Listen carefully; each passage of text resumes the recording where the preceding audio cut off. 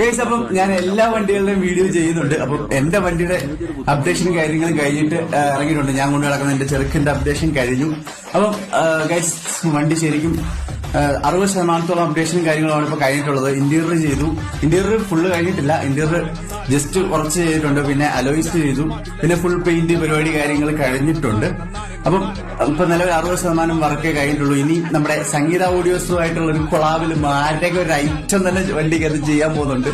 പിന്നെ ബാക്കി കാര്യങ്ങളൊക്കെ സർപ്രൈസ് ആണ്. മാരക വർക്കും വണ്ടി നമ്മൾ കുലുക്കും, നിർത്തി കുലുക്കും ഗൈസ്. അപ്പം അത് ഉടനെ ചെയ്ത് കളത്തിലേക്ക് ഇറക്കുന്നതായിരിക്കും. അപ്പം അതിനായിട്ട് ഗൈസ് വെയിറ്റ് ചെയ്തോളൂ.